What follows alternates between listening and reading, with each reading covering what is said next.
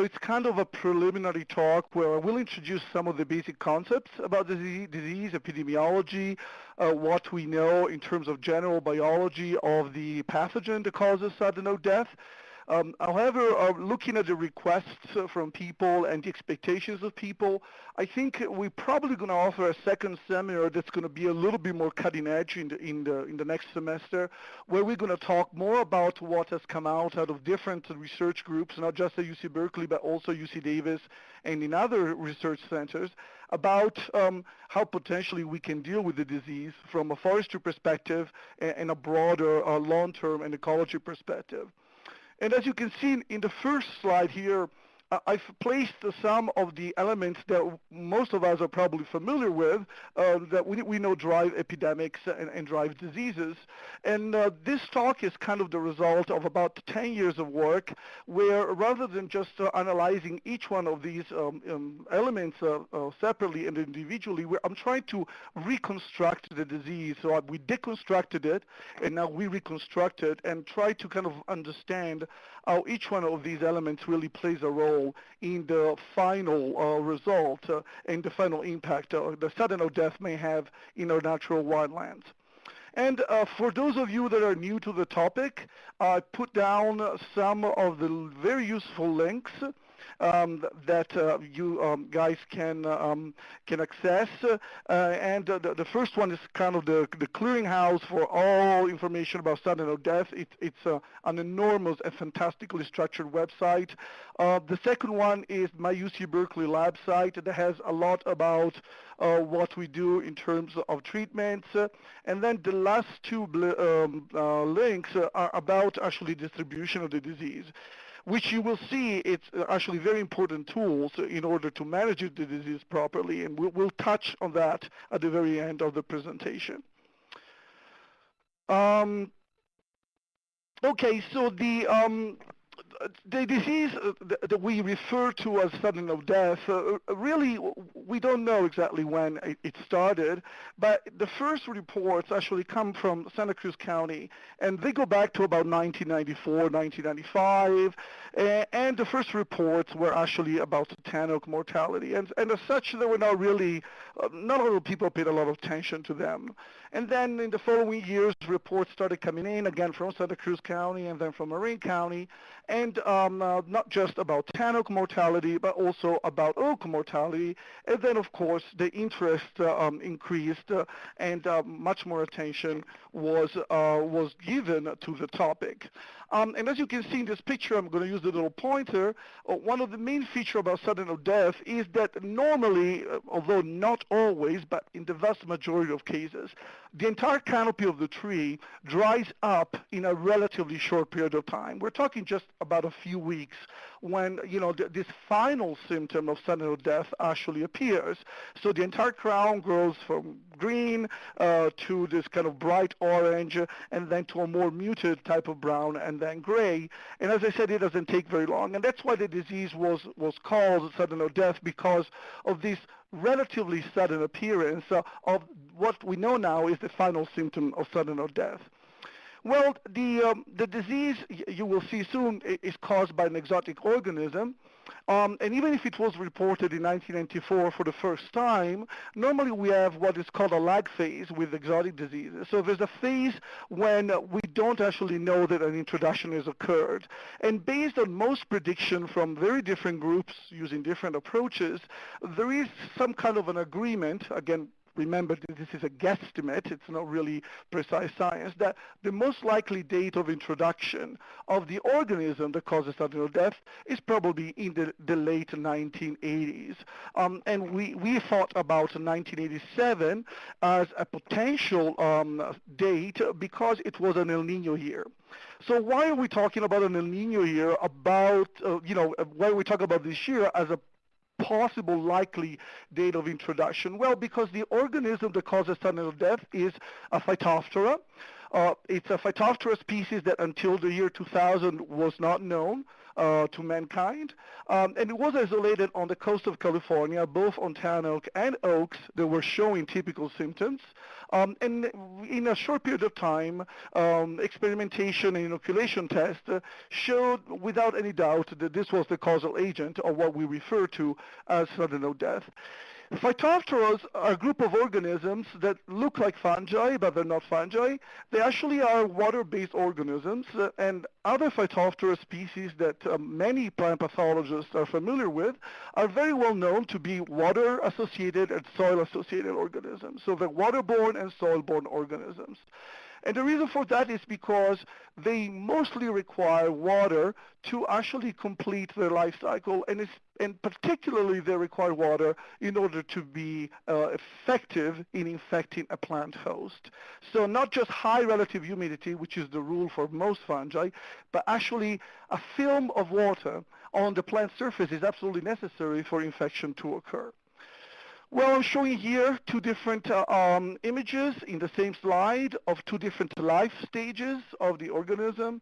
The one on top, I'm putting my pointer now there, are the sporangia. The sporangia are the most important infectious structures. They're shaped like lemons or they're like flasks, and their main feature is they can become detached from the stalk that carries them. So those two threads that you see there, the flask that's called a sporangia will actually become detached and will become airborne. However, it is a really large structure. It's about 50 microns or so, or even more than 50 microns in size. It's infectious if it remains wet and turgid, and as such, it's usually pretty heavy. And so as a result of this combination of factors, the sporangium is airborne, but it's airborne for just a short distance. And if it lands on a plant surface that has a film of water, the sporangium, then it's ready to infect. It will actually open up, and I'll show you a slide in a little bit. It will open up, and it will release swimming zoospores, 20 to 30 of them. And these zoospores use two tails to actually swim in the liquid medium and to reach the plant surface. The image on the lower part of the slide, these round structures, you can actually see very clearly in this beautiful image that they have a lighter but very thick cell wall all around them.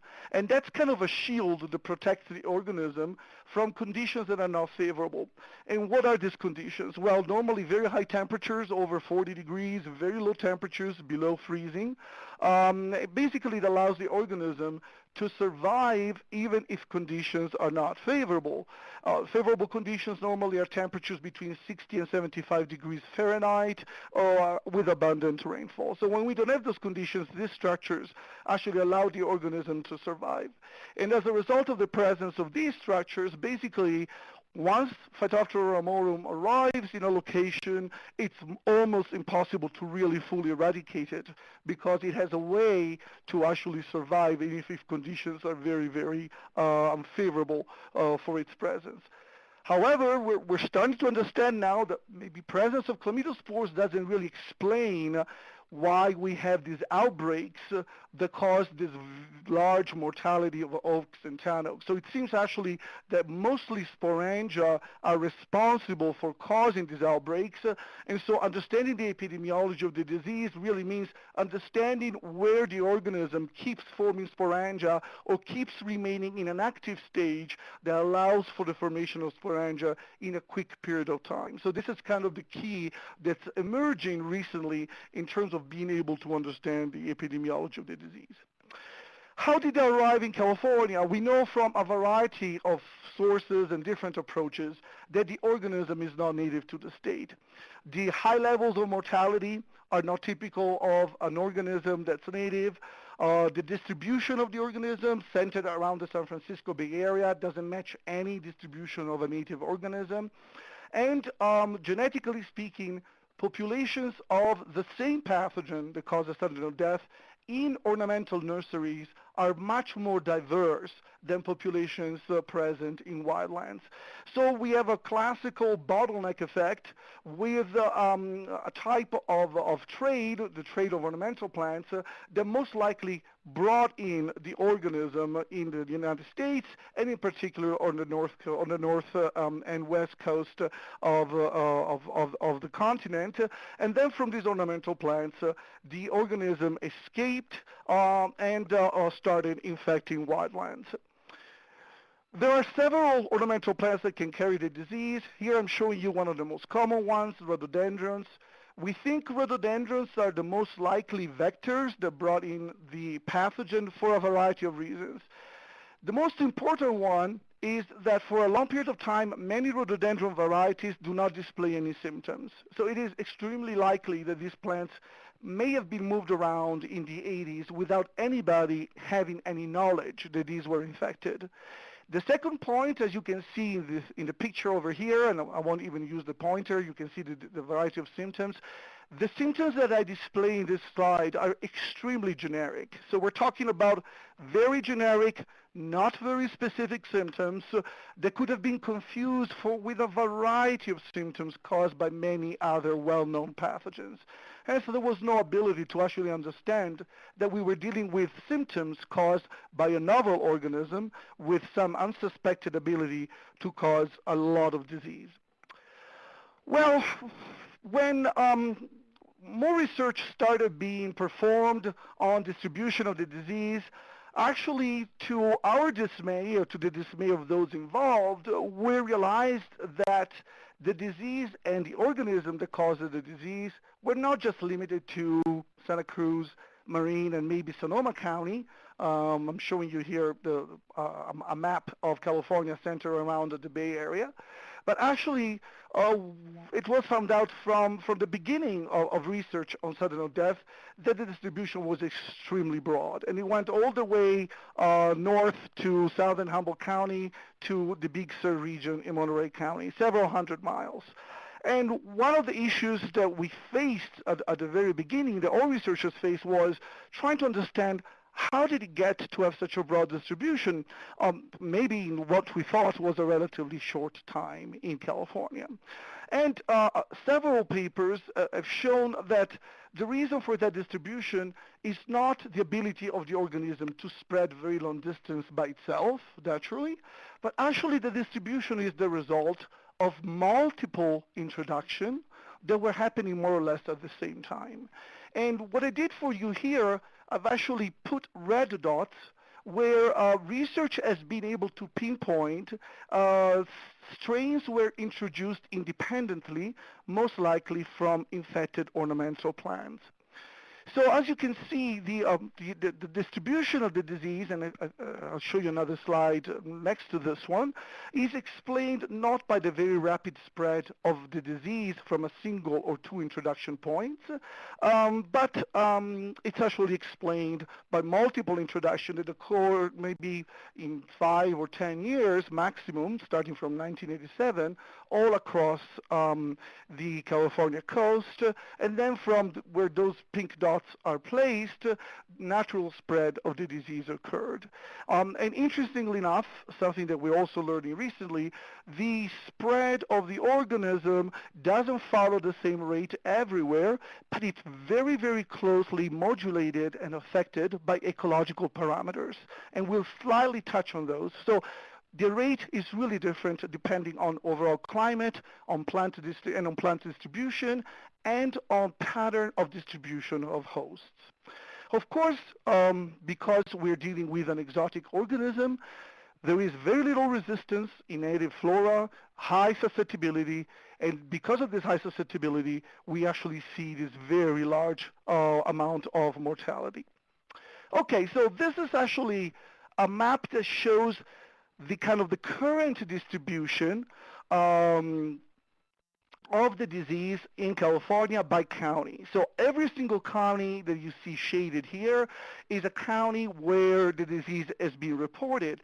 However, it's really important to remember that within these counties, within most of these counties, even within Santa Cruz County, The disease is not present everywhere, but it has a very patchy distribution. And the reason why it has a patchy distribution, well, the reasons actually why it has a patchy distribution, um, it's that there's a history, so it depends where the organism was introduced at first. It depends on the presence of habitat.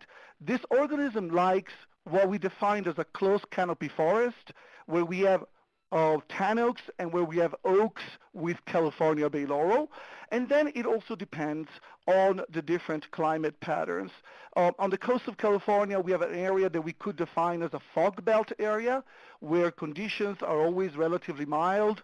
That area is relatively favorable to the disease all year round. And then we have a more interior area, which it's just a few miles, maybe 10, 20 miles from the coast maximum.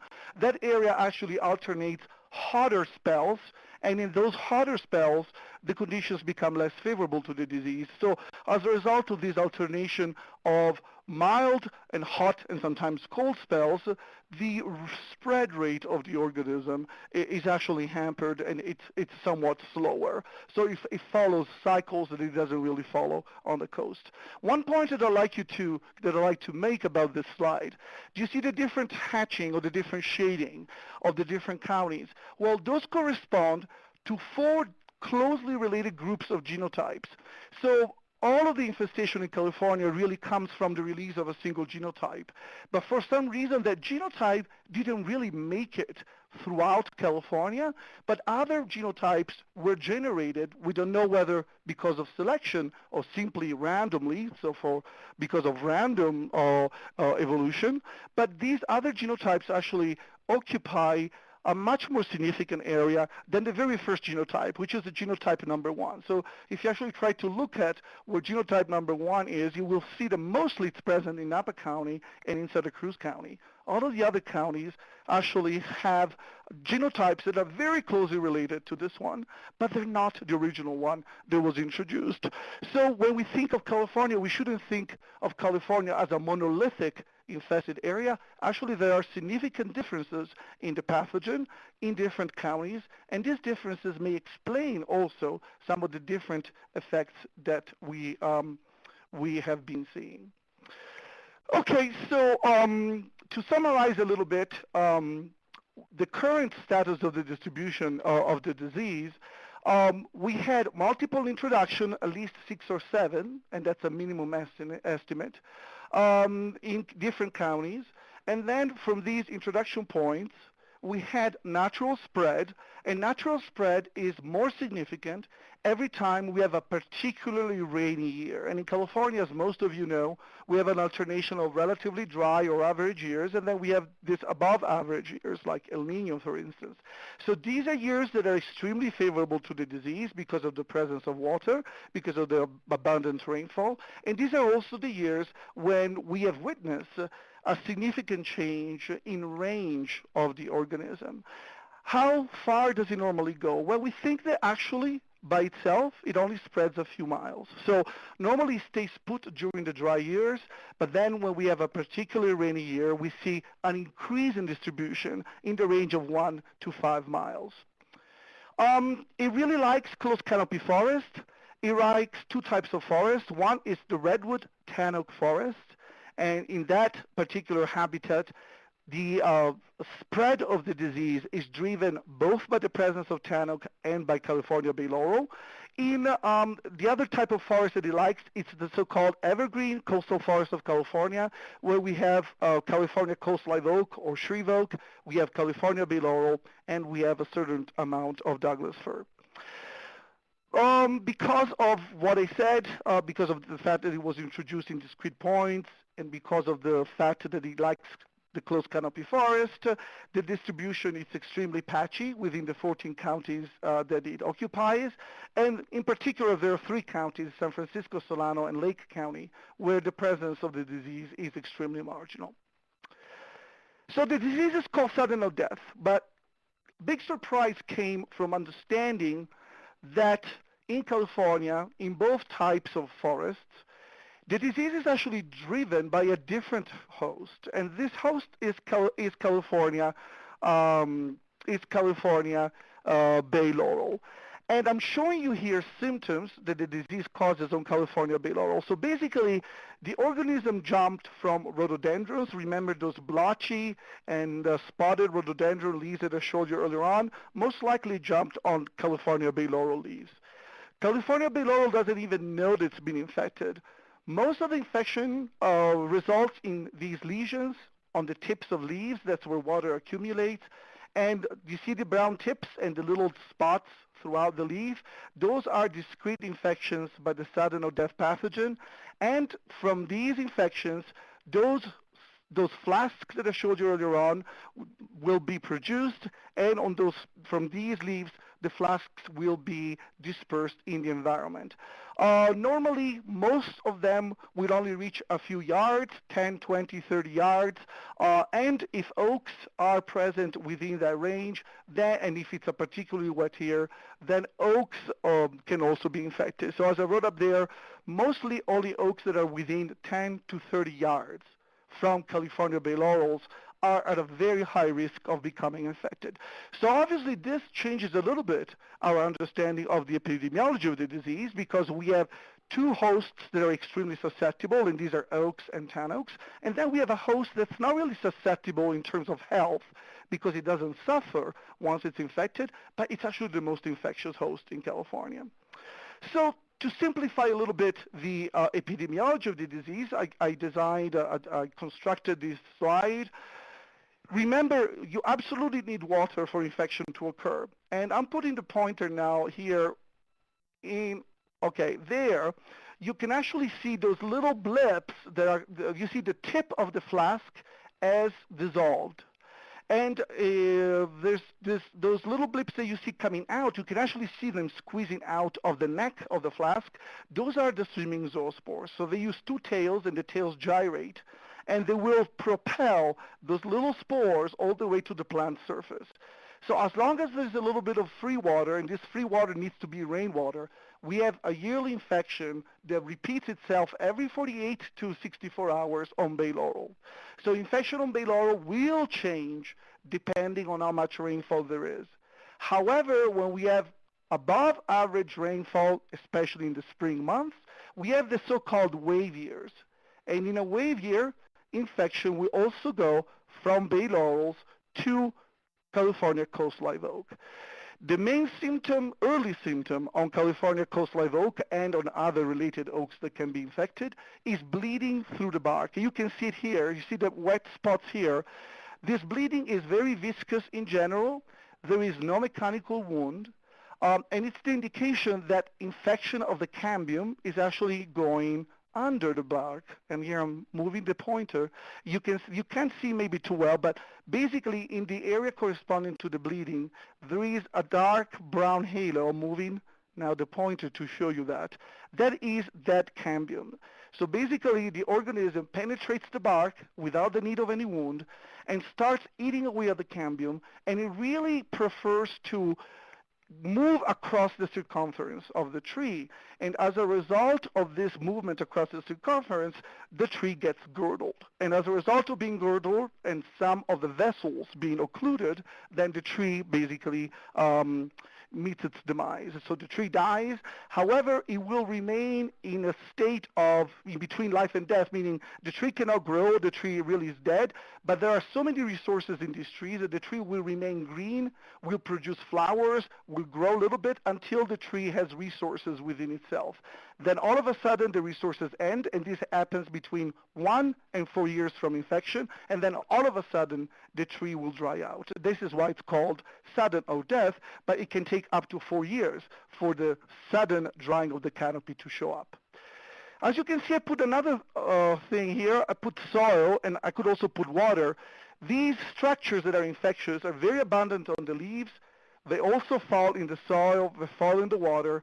So soil and water are also infectious. And they're infectious especially in the springtime. Why? Because that is when rainfall occurs. So that is really when the pathogen is extremely active. I would like also to point out that coast live oaks are not infectious. Okay, so there are no spores produced on coast live oak. So we have a very interesting disease cycle that is very similar to the cycle of zoonotic diseases or human or animal infectious diseases, but it's really rare for a plant. So we have a vector, and in our case, the vector is not a mosquito, obviously, but it would be California bay laurel. These vectors do not suffer once they carry the zoonotic disease. And then we have a dead-end host, which are, in our case, it would be coastal live oak. And these hosts are not infectious, but they really suffer because of the infection. Okay, I told you a little bit about oaks not being infectious, but being affected very severely once infection happens. I'd like to point out one thing. Not only the cambium gets girdled, but there is good evidence that there's also occlusions of the vessels.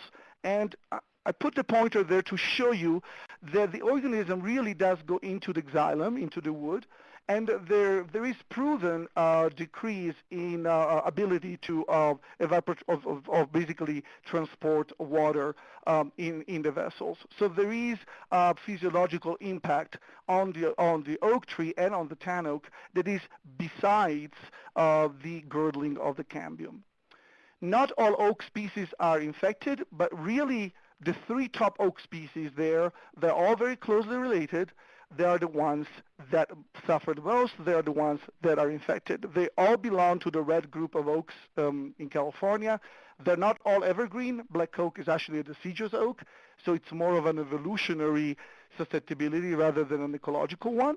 And canyon live oak, he is somewhat less susceptible, or we don't fully understand really what the organism does on canyon live oak. So these are the oaks that are susceptible. Oaks in the white group, like white oak, like Oregon oak, valley oak, blue oak, those are not susceptible, and that's kind of the good news.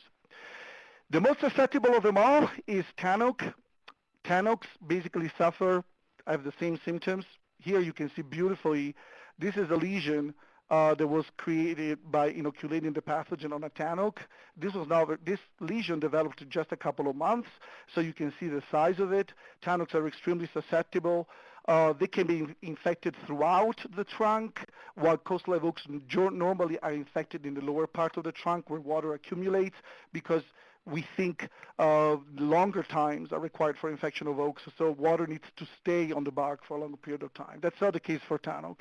And tan oak mortality is a lot higher than oak mortality. And the other reason why tan oak mortality is higher is because tan oak leaves also are infectious.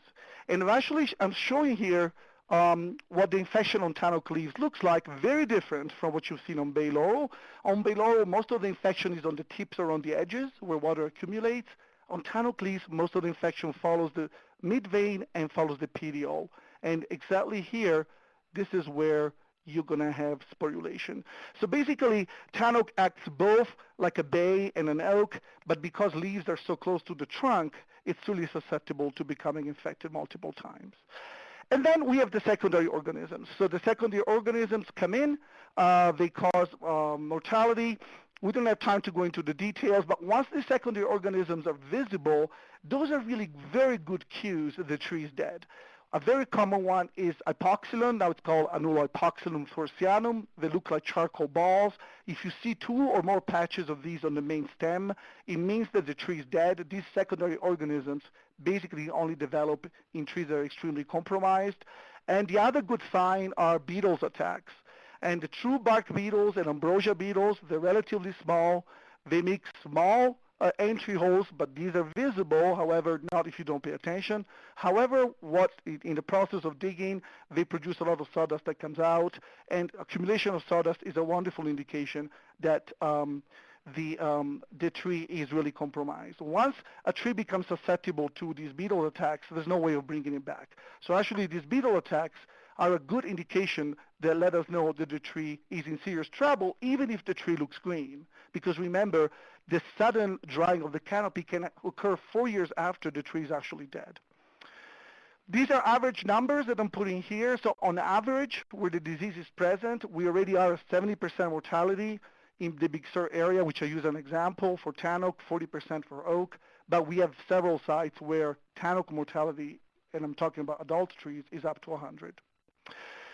Okay, so to summarize the first part of the talk, Girdling of these trees that are infected by the pathogen happen relatively fast, but girdled trees can survive apparel in green for up to 4 years or more. Girdled trees, so even if they're still green, they can fail because they are under attack by secondary organisms like decay fungi and bark beetles.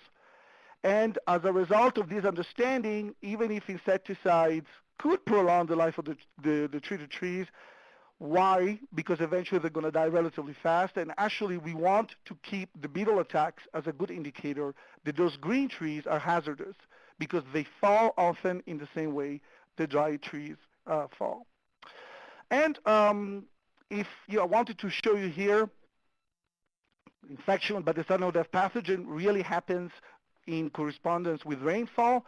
I don't have time to go into the details of this experiment, but this was a multi-year experiment when we were measuring spores that were capable of infecting trees, and the higher the curves, the larger the number of spores. As you can see, these the presence of those spores capable of infecting is exclusively limited to the rainy months and actually to the spring months between March and June. So if it rains in January and February, normally those conditions do lead to the presence of spores, but those zoospores are not capable of infecting, normally because it's a little bit too cold. So in terms of epidemiology, understanding when infection is occurring, March to June is really the peak, and actually if we have rains in May like we had this particular year, this is when we get most of our infections. So rains in May and rains in June and maybe end of April are those months when we have been able to document most infection. And this is another close-up of the infection process with the zoospores coming out of the sporangium, and they actually are swimming in a liquid medium, so if there is no rainfall, this process is now happening and infection is not effective. One of the things that we have understood recently is that unfortunately, even if the organism doesn't belong to California, there is a lot of synchrony between when the organism produces the spores. I've just shown you that those spores are produced between March and June. And here in this picture, I show you when bays are mostly susceptible in the red box. So between March and June, bays are most susceptible. And in the box under, I'm showing you when oaks are most susceptible to the disease, again, between March and June. So unfortunately, and serendipitously, there is a perfect synchrony between when the pathogen produces infecting spores, when bays are susceptible, and when oaks are susceptible. And so because of this synchrony, which is basically coincidence of susceptibility and infectious period, we have what we call the sudden oak death outbreak. So as a result of this understanding, normally if you are on the edge of the disease, or if you're in an area where the disease is arriving, or even if the disease is present, limiting major landscape work and tree care and forestry work during the wet season will do wonders in terms of lowering human-assisted infection. So basically, humans can actually help in infection. They can promote infection by causing wounds and other moving the pathogen around. So it's always good to limit major work during the rainy season. If you have to work in the rainy season and you have multiple sites, work in the sites that are not infested first. That way you will reduce the chances of bringing the disease from an infested site to another one. The final point that I put here is the understanding that ramorum has a short spread range, again, really mostly in the tens of yards during a regular year. So understanding really where the disease is essential in terms of being able to control the disease.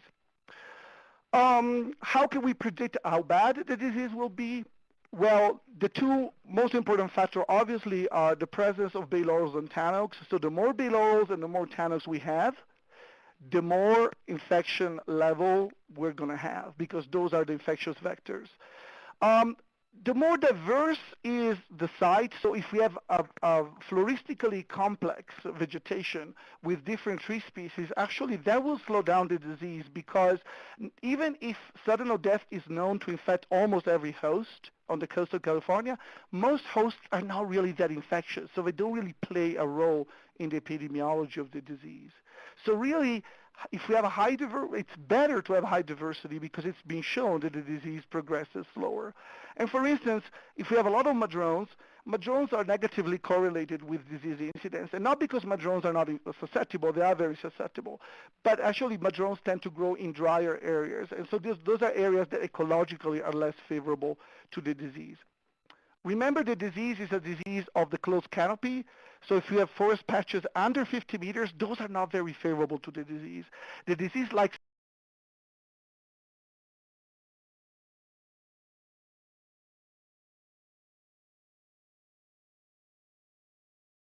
connectivity, so the more areas with trees connect larger forests, the easier it is for the organism to spread. The second part of the talk is more aimed at discussing management options. The first management option that obviously comes to mind is, can we remove the vectors? Can we remove those plants that act as vectors? And in California, it really does seem that bay laurels play this pivotal role. They're important in tan oak stands, but they're really essential where we have oak mortality. And so there are several experiments, different scales, and it does seem that removal of bay laurels in general decreases levels of infection. The other experiment that was completed was a different type of experiment, not talking about decreasing overall levels of bay laurels, but simply removing bay laurels 10 and 20 meters away from oaks that we want to protect. So it's a very oak-centric approach. So we're not talking about getting rid of bay laurels, which is very difficult, but simply removing bay laurels for a radius around oaks that we want to protect of 10 and 20 meters. And in order for this approach to work, we needed to prove that only when we had a very high spore loads, oaks could be infected, and that is the case. So that's why oaks are all infected when we have wave years. Remember that schematic diagram that I showed you with bay laurel infection happening every year and oaks being infected only during wave years? The reason for that would be, logically, that oaks require a much larger number of spores. When we ran the experiment, we were able to show it. So here we actually show an artificial but relatively natural infection. So basically we didn't wound the tree. We actually used swimming zoospores. And by using swimming zoospores, only when we use very large numbers are we capable of causing a lesion like this. This is basically the beginning of a girdling lesion that I'm showing to you guys on the slide. So the concept of a threshold of spore load seems to work. So it was a green light for us, and so we started a large experiment looking at what can we achieve by eliminating bay laurels just for 10 meters or 20 meters. We used a complex approach where we actually were collecting spores produced in the forest inside buckets, and we were looking at infection of leaves floating on these, okay, here it is, sorry about that. Here we are looking at these leaves that were floating on the buckets, and we had almost 200 buckets in 8 different forest sites. And we fill them up with water all year round, so the water would always be present. And here on the right-hand side, you actually see Phytophthora auromorum growing on the petri dish. So we wanted to see whether removing bay laurels in these forest stands, like the one that you see here on the left, was actually achieving a reduction in spore load that would be sufficient to prevent oaks from becoming infected. And these are the results. The first slide here shows removal for 10 meters. So here is before the treatment, and the red part of the bars that you see there are those instances where we reached the threshold sufficient to cause oak infection. As you see, we started the experiment. 2007, 2008 were very dry years, so really we couldn't prove anything, but then we were lucky that we had 3 years, 2009, 10, and 11, with sufficient rainfall. And with the red arrows, I'm indicating the effect of treatment. So as you can see in these 8 plots, removing bay laurels for 10 meters really had a significant impact in reducing the amount of instances where we could have oak infection. This is statistically very highly significant. So 10-meter removal was good. However, 20-meter removal was excellent. And of course, we're talking about a much greater effort, so this is the same experiment, but this is the effect with 20-meter removal. So as you can see, where we removed bay laurels for 20 meters, the number of instances where we had potentially a number of spores sufficient to infect oaks goes down to 0. So basically, removal of bays 10 meters around oaks is likely to reduce the probability of infection. There is a whole body of knowledge showing that the larger the oak is, the more likely it is to become infected, and we have determined that a DBH of 80 centimeters is when oaks become extremely susceptible. So what we recommend to people is if your oak is over 80 centimeters, if you can remove bays for 20 meters, that would be ideal. So again, 10 meters for most oaks. When oaks become very large, if possible, 20 meters would be ideal. Several studies have shown that if you reduce overall presence of bay, and this is where you can use prescribed burn, for instance, where you can use selective removal, then you can actually decrease the overall level of the disease. The third point, which is the one that has a lot of promise for the future, we have found out that when we have a fire, but also when we have a drought, some bay laurels play a key role in allowing the pathogen to go from one year into the next. If we can learn which ones these bay laurels are, and in the case of drought, we're talking about just 5% of the overall bay laurel population, then removal of that 5% is going to have a huge impact on the cycles of the epidemic. So basically, we are going to cut the way that the pathogen survives through dry years. So basically, it would be humans combining forces with nature, whether fires or droughts, to actually reduce the epidemic level. We're not ready for that yet, but the data are coming in. And so rather than just removing bays, we think that we can target particular bays which we understand are essential in allowing the pathogen to survive through droughts. The other tool that's available to people is that of making oaks more resistant to infection. It should be clear that this is not a silver bullet. These chemicals are not vaccinations. The chemical that we use is a very simple chemical. It's phosphonic acid combined with an ion like potassium or calcium. It's not detrimental to any organism. It's water soluble. And the main role that this compound plays is that of triggering the natural immune response in plants. So how do plants respond to infection? Normally they respond by producing so-called secondary metabolites and by thickening their cell walls. These are the two main methods through which plants resist infection.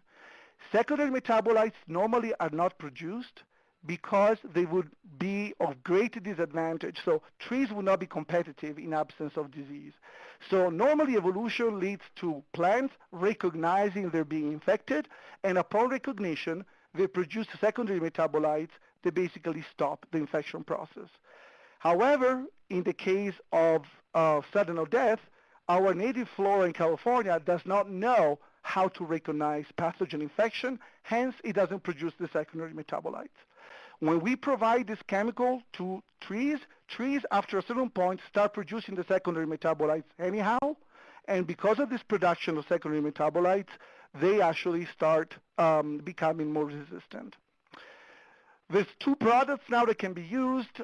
They're both identical. I haven't put the other one. I think the second one is called phosphite. Slightly different approach in terms of dosages. You can provide the compound through multiple injections, as you can see here. You inject the compound several times on a tree, or you combine it with a surfactant, and that's called pentrobark, and you apply it on the bark of the tree if the bark doesn't have any moss, so if it's clear. And in very controlled experiments, it's been shown that if you treat the tree before it's infected, then this tree becomes more resistant. It takes maybe a month or so that's why it's important to know when to treat the trees, but these trees become more resistant. And we have a very long-term study ongoing, and in this picture here, I'm showing you the different sites. Each one of these sites has multiple plots, and we have two very interesting results we'd like to share. The first one is that actually when we treat, these are tan oaks, so we actually pick the worst case scenario because remember tan oaks are really susceptible. And phosphonates actually reduce sporulation levels.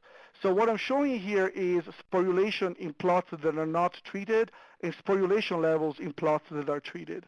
And the difference is statistically very significant. So the first benefit of the treatment in the case of tan oak is that we actually are reducing the spore load. So we are affecting the course of the epidemic. But the main goal of the treatment is to reduce mortality. And here I'm showing you the efficacy, and they're all highly statistically significant, of the treatment, and this is 5 years after the beginning of the study. So on the left bar, you see in untreated plot, number of dead trees, number of infected trees, number of healthy trees. In the middle bar, you see applications through bark, so not injection, number of dead trees, infected trees, and healthy trees. And in the last bar here, you see results through injections. And these are all statistically significant. As you can see, this is not a silver, especially the bark applications are not a silver bullet, that's for sure. But there is a significant increase in tolerance to the disease. So the key here is to understand that the disease moves so fast once it's in the tree that we need to treat the trees that we want to protect with phosphonates before they're infected. And at this point, the protocols are still not fully developed. We haven't looked at everything, but basically fall treatments seem to be optimal. So and I don't have time to go into the details. Maybe the next seminar will specifically talk about all the details. But basically what we're recommending now is one treatment in the fall. And the reason for fall treatment is twofold. The first reason is that it gives enough time for the tree to build up resistance because remember infection happens in the spring. And second, during the fall, trees are actually relatively active, which is physiologically speaking, and you need that because remember that this compound uses the tree physiology to build up the secondary metabolites that stop the infection process. So the tree needs to be active. The summer would not be a good time to treat because in the summer, most trees are kind of dormant. One thing is that the injection treatment cannot be done in the spring because we don't want to have freshly drilled holes in the bark in the spring when you have lots of spores around because they could potentially spread the disease. Okay, well, sanitation, can we spread the disease through tools? We don't really think the tools are a huge avenue for spread of the disease. However, we can't be complacent about it. There are 3 chemicals, alcohol, bleach, and Lysol, that can be used to clean tools. But the most important thing is not to spray these chemicals. The most important thing, and this applies to tools, but also to tires or to soils, so everywhere where plant debris or soil may accumulate, the most important thing is actually to clean the organic matter from the tool. So really this organism survives mostly in organic debris. So the key for professionals here is make sure that you clean the tools until you don't see any more debris.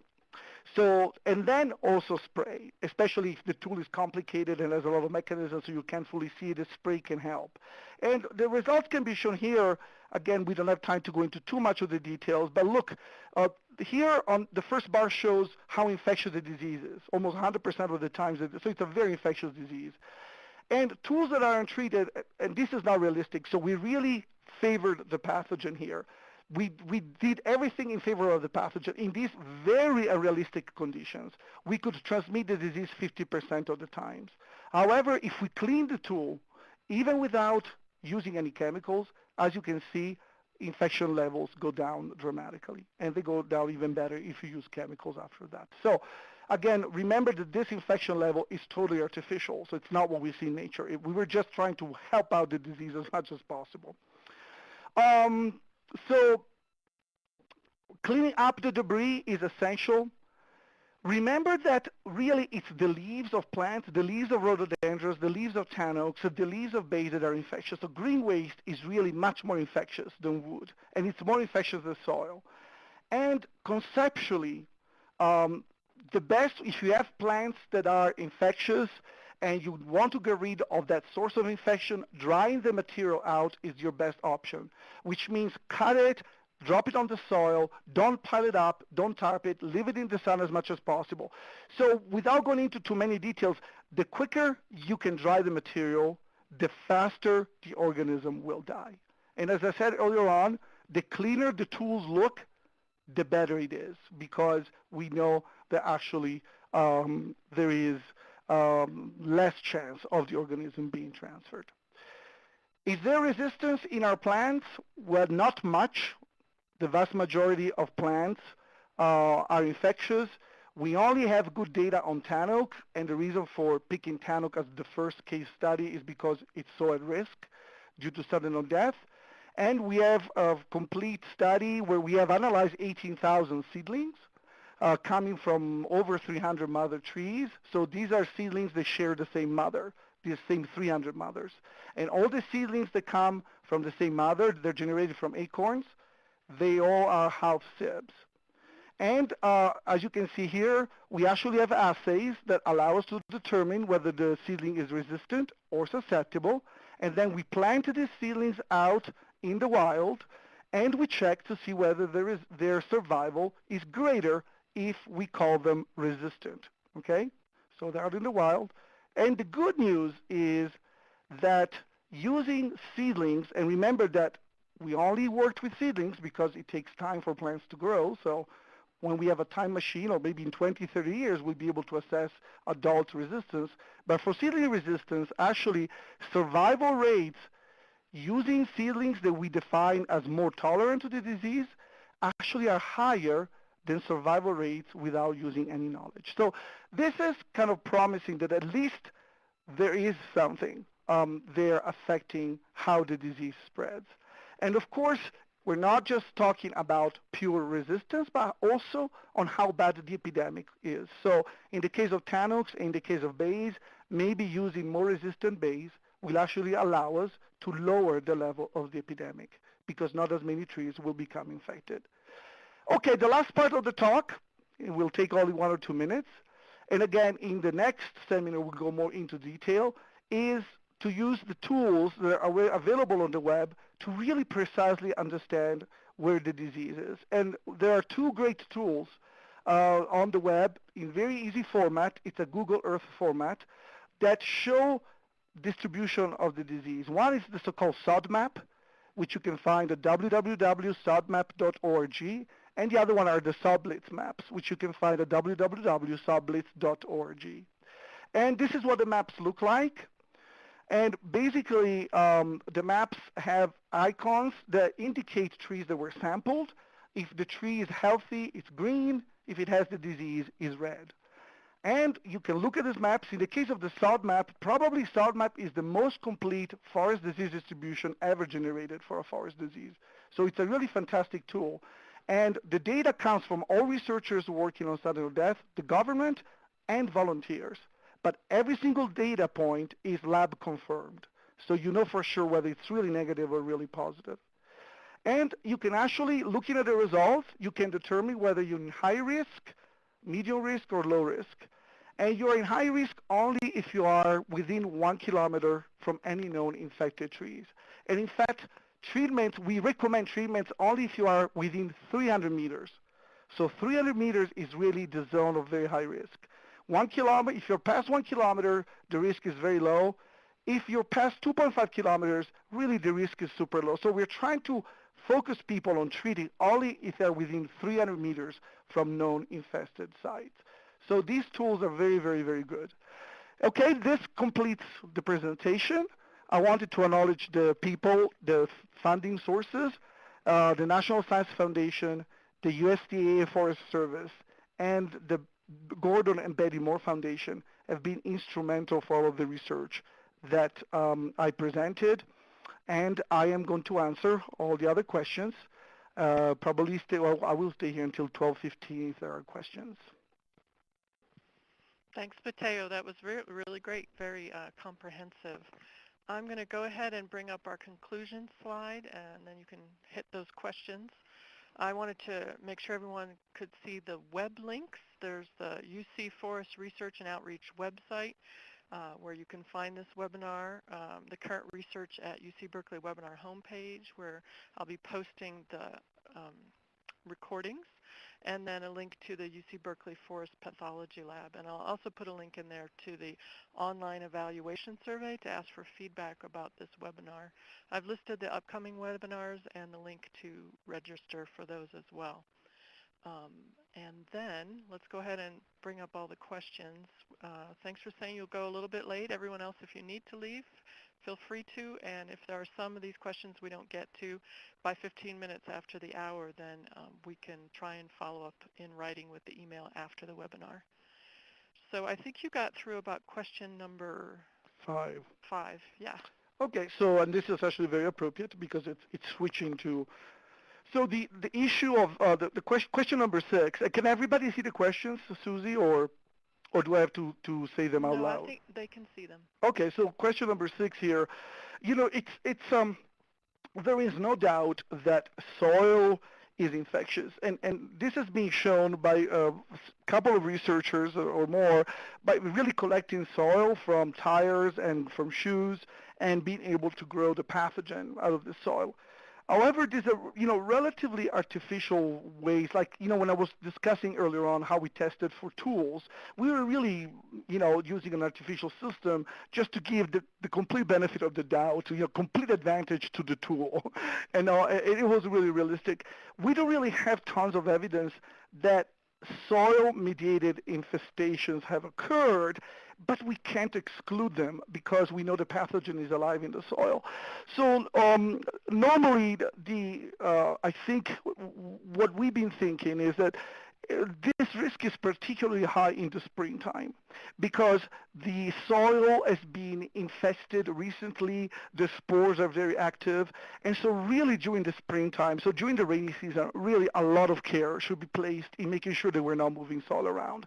However, as we move into the dry season, the probability goes down. Granted, it doesn't go to zero.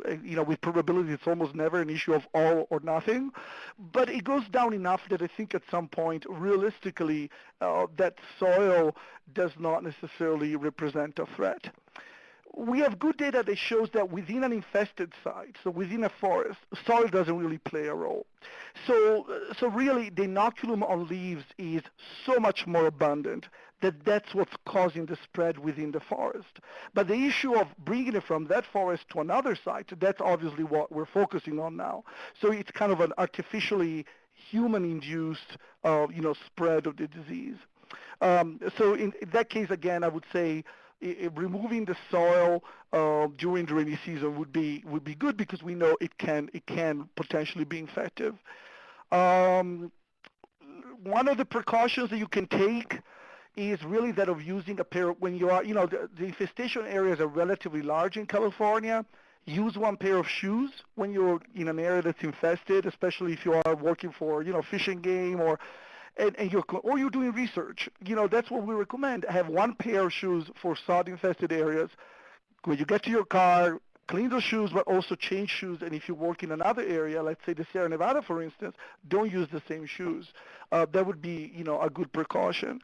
If you're using trucks and you're really driving through dirt roads, we really recommend that you go through a car wash, in the area, close to the area where you're working that's infested by sod. Question number 8, soil temperature, soil moisture, temperature, humidity, illumination, yes. So these are all factors that seem to affect the survival of the organism, without any doubt. With this general trend, the drier it gets, so the hotter it gets, and the more organic material there is, so the more competition there is from other organisms, the shorter the lifespan. However, I don't think that we still have a complete, excellent grasp on what the range of survival is. So I cannot tell you in this temperature the organism will survive 1 month and at that temperature will survive 2 months. I think this is way too complex for us to model in that simple way. But let's say that results indicate that the more inert the soil, so the more mineral the soil, the longer the survival, the cooler it is, the longer the survival. So question number 9, can fire be a tool to manage sudden or death? And I definitely think so. Um, but I need to qualify that. So fire obviously has a double impact. So one, potentially it actually gets rid of plants that are carrying the disease, so it basically lowers the carriers that may affect the level of the epidemic.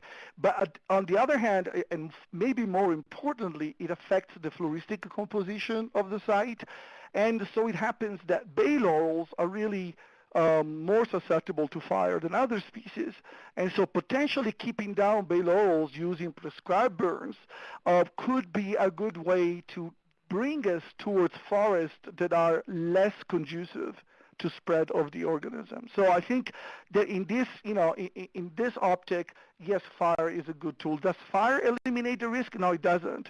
And there have been several studies and a series of studies really led by the Dave Rizzo's group at UC Davis that have shown that, yes, momentarily you have a decrease in infection level or after a fire, and this was done in Big Sur after the big fires, the last years. But eventually the disease comes back.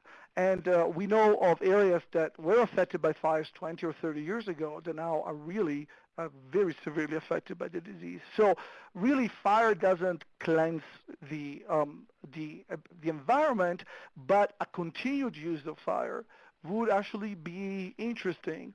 One caveat that has come out from some of these research, from UC Davis, has been that there is a little bit of an interaction between sudden or death and fire severity. And this doesn't happen throughout the sudden or death infestation, but there are some times when trees have been killed and they're dead standing. So basically they're dry when much higher intensity of fires has been noticed and recorded, and obviously the higher intensity of fires needs to be taken into account, not just in the case of prescribed burns, but also in the case of wildfires, because it poses a higher threat to humans and buildings, and it also, interestingly, it has been shown to affect survival of medium-sized redwood trees, which was totally unexpected. And when I say medium-sized, really, I think if I recall correctly, it's 40 centimeters in diameter, so medium-smallish maybe. But so